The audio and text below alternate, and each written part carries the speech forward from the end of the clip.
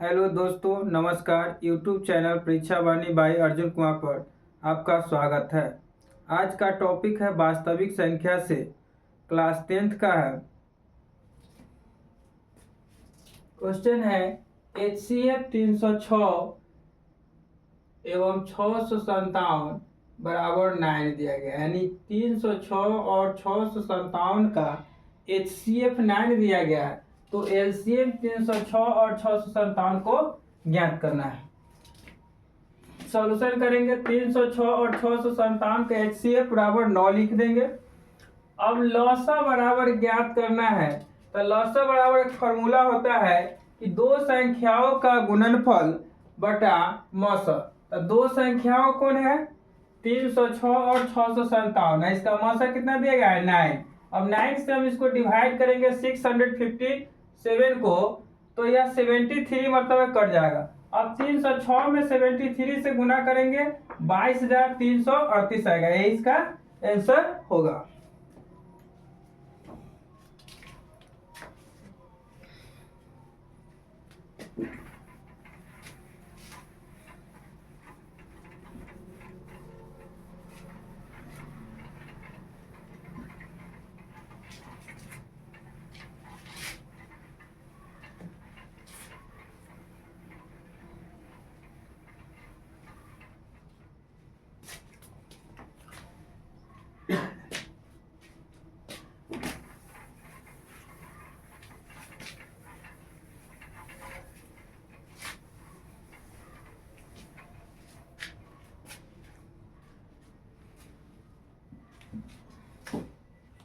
Question है सिद्ध करें कि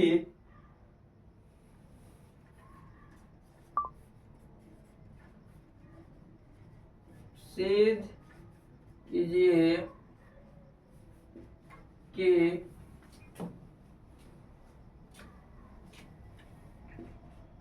√2 एक अपरिमेय संख्या है।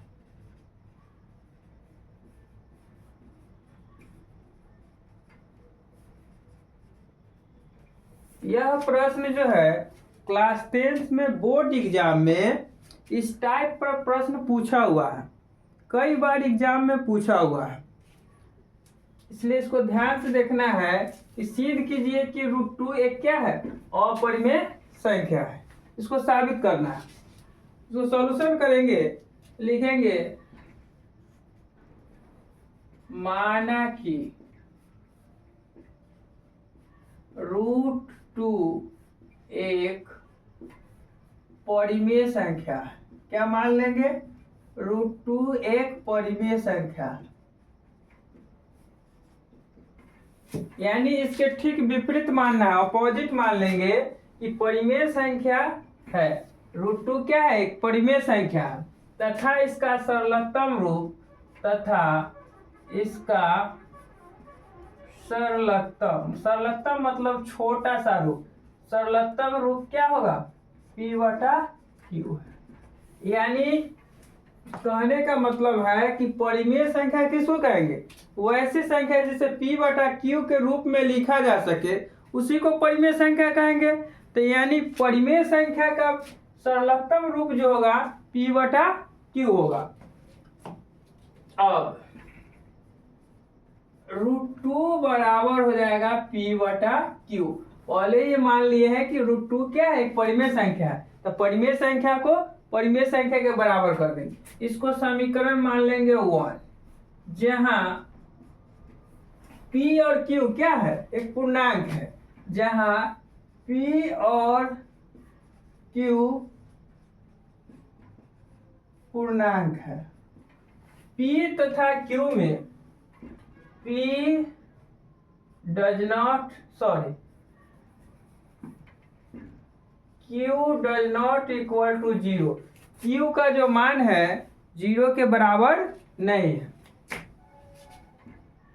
तथा P एवं Q में 1 के अतिरिक्त कोई उभयनिष्ठ गुणनखंड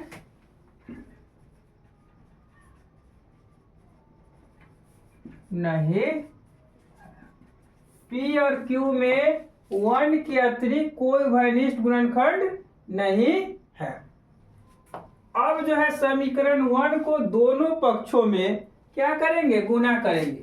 तो लिखेंगे यहाँ समीकरण 1 को के दोनों पक्षों को वर्ग करने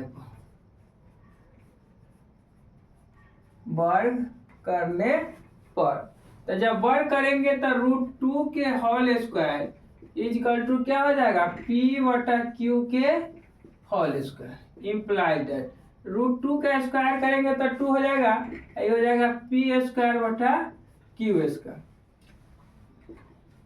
अभी 2 जो है हम इसको इधर ले आएंगे तो 2Q² बराबर क्या हो जाएगा, P²। यानी यहाँ जो है 2 जो है से किसको डिवाइड करेगा, 2Q² गुना में है। अगर हम Q² बराबर निकाले तो 2 जो है से डिवाइड हो जाएगा, P² को डिवाइड करेगा। तो लिखेंगे क्योंकि 2P² को क्या करेगा, विभाजित करेगा। और जब 2P² को विभाजित करेगा तो 2, इसलिए 2P को भी विभाजित करेगा, 2P को भी क्या करेगा, विभाजित करेगा। इस हमको हम समीकरण हम 3 मान सकते हैं, सॉरी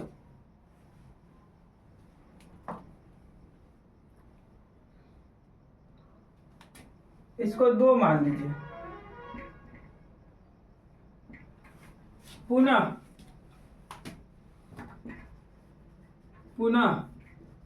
माना कि P बराबर 2m, P बराबर क्या मान लेंगे, 2m। अब P का जो वैल्यू निकल के आएगा समीकरण हम क्या में रख देंगे,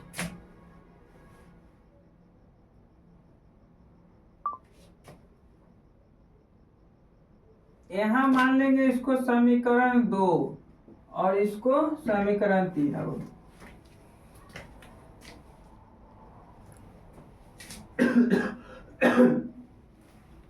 अब यहाँ हम लिख सकते हैं कि स्टेप कि P का मान समीकरण क्या में रखेंगे, समीकरण 2 में रखने पर, 2 में रखने पर, तो जब 2 में रखा जाएगा P का मान समीकरण को,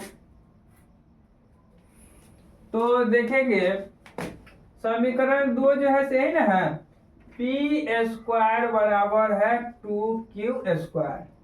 अब हम P² का मान कितना है, P का मान 2m है, तो हम इसको लिख सकते हैं 2m के whole square is equal to 2Q²। अभी 4m² इजकल टू 2Q² हो जाएगा। 4m² इजकल टू क्या हो जाएगा, Q²। 2 से 2 काटेंगे कट जाएगा, यानी 2m² इजकल टू क्या हो जाएगा, Q²। ये 2 जो है से गुना में इधर आएगा भाग में, यानी यहाँ भी लिख सकते हैं हम, चूंकि 2Q² को विभाजित करेगा, क्या करेगा, Q² को विभाजित करेगा, इसलिए 2Q को भी विभाजित करेगा। यहाँ जगह कम है और नीचे दिखाई नहीं देगा, तो इसको समीकरण मान लेंगे कितना, 4। अब क्या करेंगे, समीकरण 4 और 3 को जब देखेंगे तो समीकरण 2P को एक विभाजित करता है, यानी P का एक अभाज्य गुणनखंड 2 हो जाएगा, और 2Q को भी विभाजित करेगा, यानी दोनों को विभाजित कर रहा है, इसका मतलब Q का भी एक अभाज्य गुणनखंड 2 हो जाएगा। इससे स्पष्ट होता है कि समीकरण 3 और 4 से कि P और Q का एक अभाज्य गुणनखंड 2 है। लेकिन इस तथ्य का यह विरोधाभास होता है कि P और Q में 1 के अतिरिक्त कोई उभयनिष्ठ गुणनखंड नहीं है। इसलिए हमारी जो मान्यता जो हम माने हैं कि √2 एक परिमेय संख्या है, यह गलत होता है। और जब यह मान्यता गलत हो जाएगा तो √2 क्या है? एक परिमेय संख्या नहीं है, यानी अपरिमेय संख्या है। अर्थात हम यहां से लिखेंगे इस प्रकार, समीकरण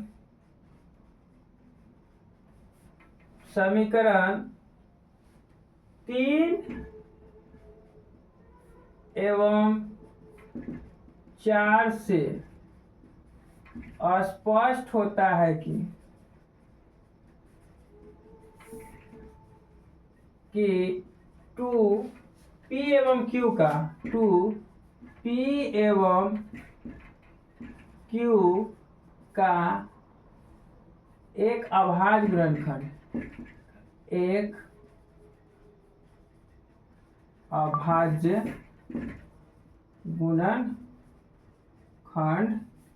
है। लेकिन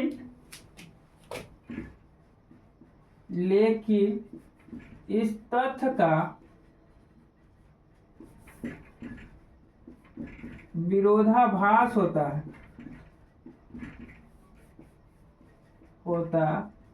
है कि P और Q में 1 के अतिरिक्त कोई उभयनिष्ठ गुणनखंड नहीं है। कोई उभयनिष्ठ गुणनखंड नहीं है। इसलिए हमारी मान्यता गलत हुई कि √2 एक परिमेय संख्या है। कौन सी संख्या? परिमेय संख्या है। अतः √2 एक अपरिमेय संख्या है।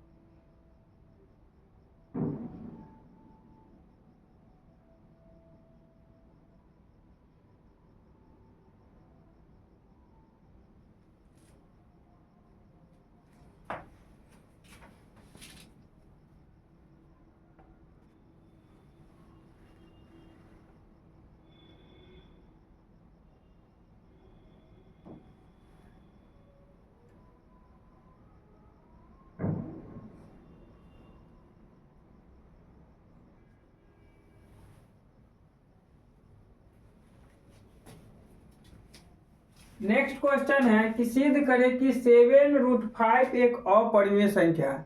7√5 कौन सी संख्या है? एक अपरिमेय संख्या है। इसको सॉल्यूशन करेंगे तो लिखेंगे, माना कि 7√5 एक परिमेय संख्या है। क्या मान लेंगे? 7√5 एक परिमेय संख्या है तथा इसका सरलतम रूप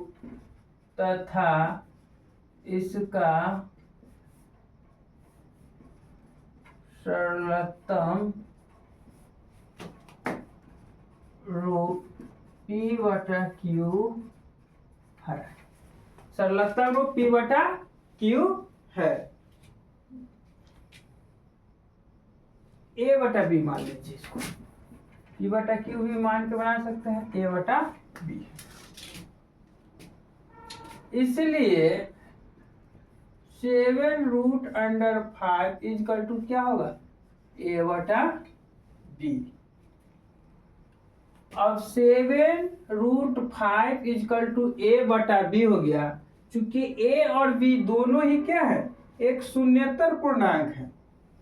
चूंकि ए और बी दोनों ही एक शून्येतर क्या है, शून्येतर पूर्णांक है, और जिसमें 1 के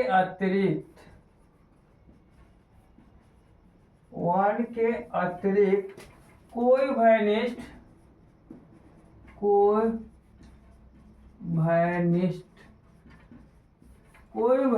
गुणनखंड नहीं है। उभयनिष्ठ गुणनखंड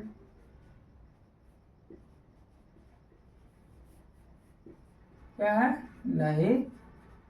यानी ए और बी दोनों क्या है, शून्येतर पूर्णांक है, जिसमें एक के अतिरिक्त कोई भयनिष्ठ गुणनखंड नहीं है। जब ये ए और बी दोनों ही शून्येतर पूर्णांक है, यानी ए बटा बी जो है एक परिमेय संख्या हो जाएगा। ए बटा बी एक परिमेय संख्या हो जाएगा। तो हम इसको लिख सकते हैं कि 7√5 इजकल टू ए बटा बी। तो √5 इजकल टू क्या हो जाएगा, ए बटा 7b।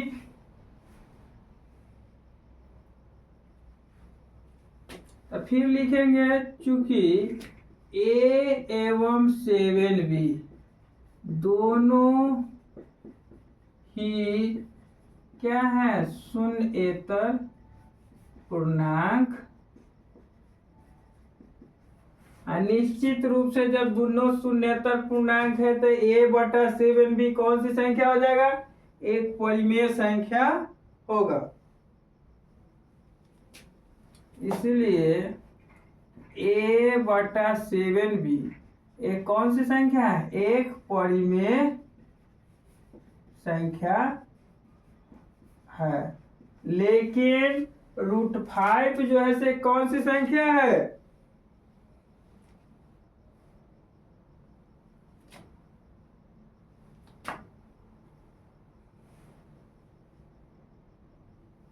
इसको समीकरण 1 माने। तो √5 भी कौन सी संख्या है, एक परिमेय संख्या है। यहां लिखेंगे समीकरण 1 से स्पष्ट होता है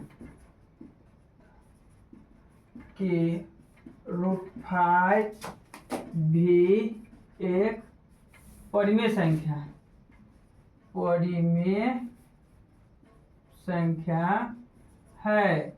लेकिन इस तथ्य का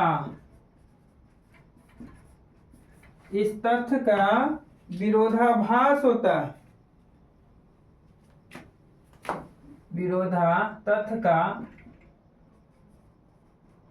विरोधाभास प्राप्त होता है कि √5 पे एक अपरिमेय संख्या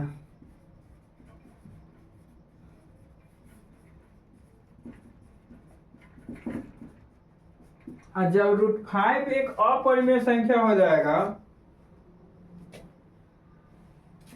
तो निश्चित रूप से जो है 7√5 क्या होगा, अपरिमेय संख्या। अतः 7√5 एक अपरिमेय संख्या।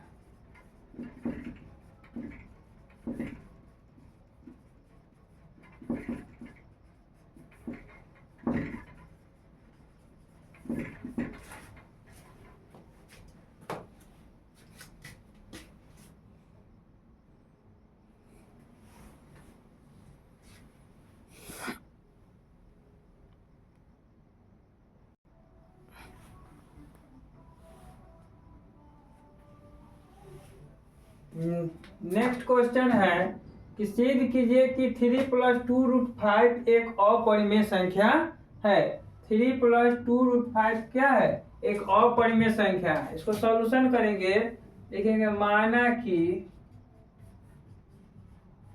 3 + 2√5 एक परिमेय संख्या है। क्या मान लेंगे? एक परिमेय संख्या।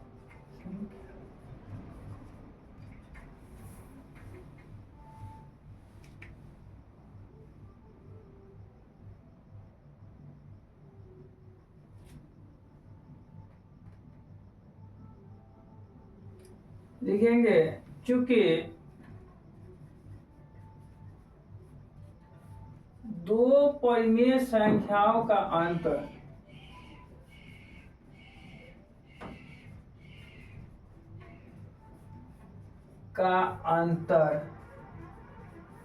भी परिमेय होता है।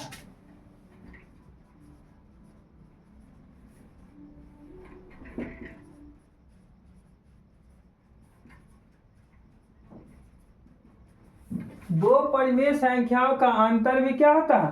परिमेय होता है। इसलिए हम इसको लिख सकते हैं 3 + 2√5 एक परिमेय संख्या हम पहले मान चुके हैं, इसलिए अभी क्या है? एक परिमेय संख्या।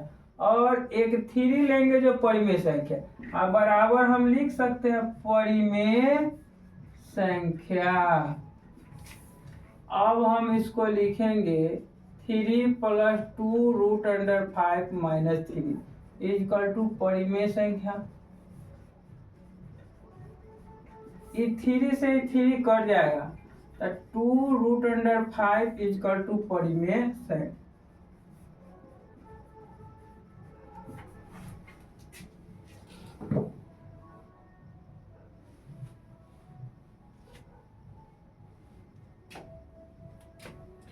परंतु इस तथ्य का विरोधाभास होता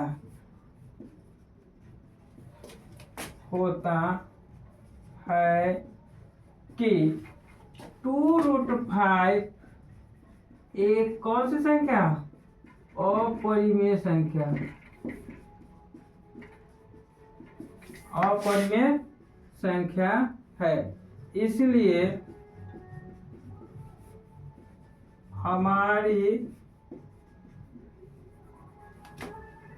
हमारी मान्यता गलत हुई कि 3 + 2√5 एक परिमेय संख्या